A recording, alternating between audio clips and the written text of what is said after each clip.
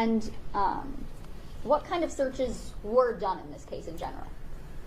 So we searched as far as like land searches. All kinds. All kinds.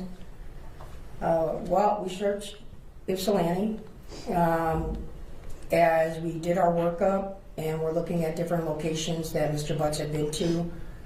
We identified an area out in Clinton Township that he had gone out to back and forth before, and that was an area that Shannon Harris, his child's mother, had lived at.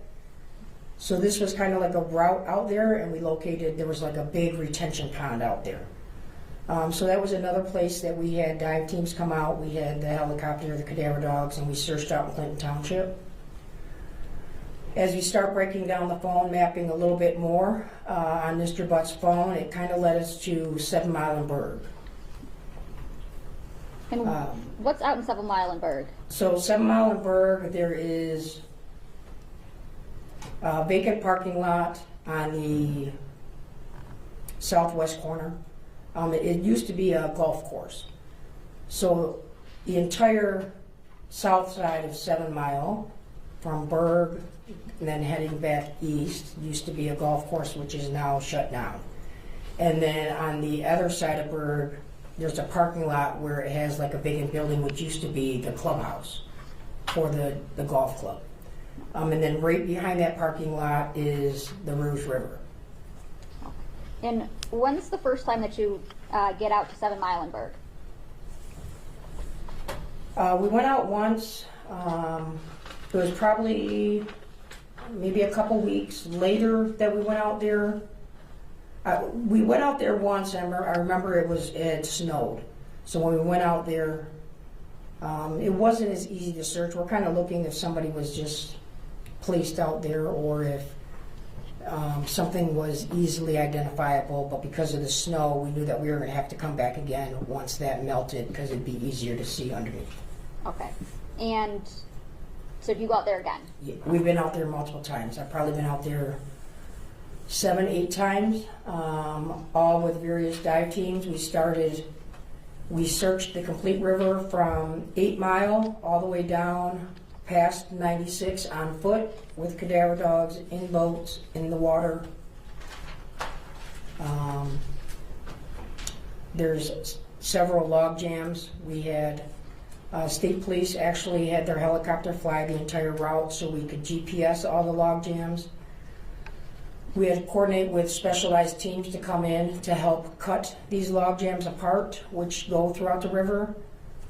And then throughout the season, obviously we had some rain, so the water goes up and down, which now brings the debris onto the land, so you have to actually search the land a couple hundred feet in some places that the water has pulled debris. We searched the homes, as I said, searched the vehicles. You said you were kind of going through all the phone mapping in order to kind of backtrack as to where your investigation goes and where you should search. Yes. And those maps were testified to by Sergeant O'Rourke.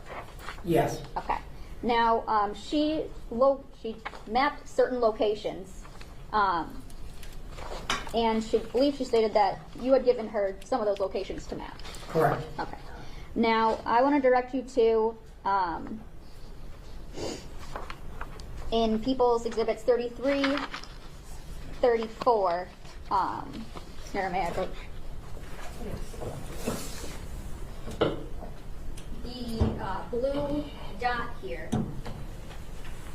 what is it that indicates, and what is the importance of that?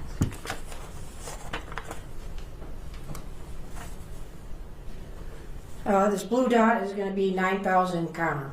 Okay, and that's the address associated with Mr. Butts' auto shop? Yes. Okay. And is that the same for Exhibit 34? Yes. Okay. And Exhibit 35, there's the same blue dot and then a purple dot. Tell me, what is the significance of the purple dot? The purple dot is going to be the residence that Mr. Butts resides at on Wilshire. Okay. And in Exhibit 36, On page 2, there's like another, it's like a pinkish kind of purple dot. Can you tell me what is, oh, I'm sorry, red dot. What does the red dot indicate? The red dot is going to identify 20,000 Harper, which was the Park Crest Motel. And on page 4 of 4, there is a lighter purple dot along with that red dot. What does the purple dot indicate? That dot is going to indicate 4 East Alexandrine. Okay, and what's the significance of 4 East Alexandrine? Mr. Butts has a different girlfriend that lives at that location.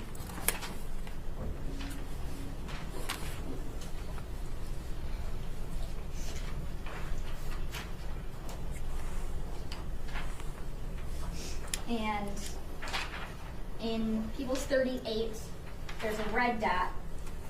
Which dot is that? That would identify 7 Mile and Berg. Okay. And is that the same 7 Mile and Berg? You tell me. What was found at 7 Mile and Berg area again? 7 Mile and Berg area is where we identified the hoodie, the pink jumpsuit, and the shoes. And it's also the area that Mr. Butts' phone was mapping with. There's an additional search area that I did not include when she had asked me before, and that was where the ID was found. We had found the ID or received the 911 call for the ID before we went back the second time out for the shoes at 7 Mile and Berg.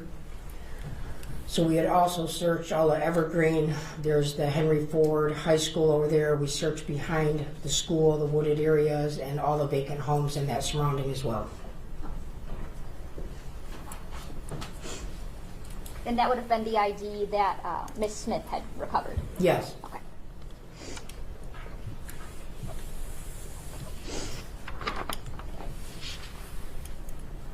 Now I want to go into